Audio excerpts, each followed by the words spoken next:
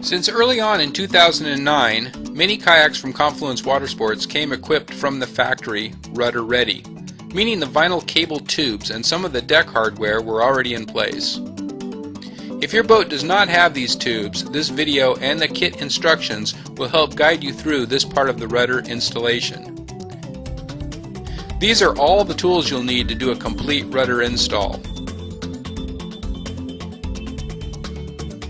First, locate the raised cable ports, or frog eyes, on the rear deck about 4 inches from the stern.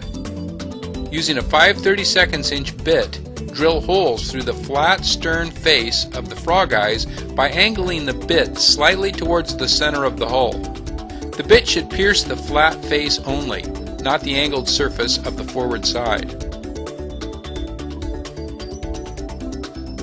Uncoil the plastic tubing and cut it in half, creating two 10-foot long pieces.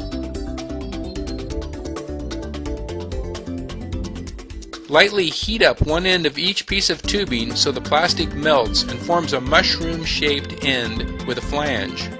Now poke the rudder cable into the melted tube, making sure it fits.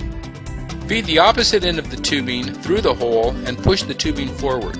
Reach into the stern compartment and pull the tubing forward until the flange is tight against the frog eyes. To assure waterproofness, you may apply a little marine sealant to the tube before pulling tight.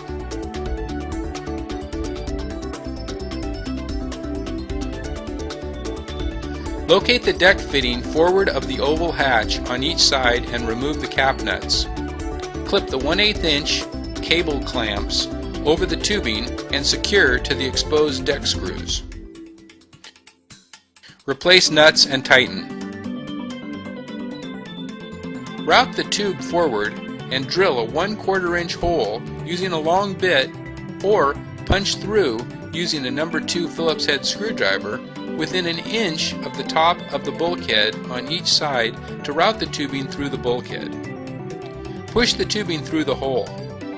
For maximum waterproofness, apply a small dab of marine sealant to the tubing on both sides of the bulkhead. Route the tubing forward towards the foot peg. Now you may proceed with the Install a Rudder System video. Once you have the foot pegs swapped out for slider extrusions, you can pull the tube forward so there is no slack and measure back 8 inches from the back side of the extrusion and mark the tube.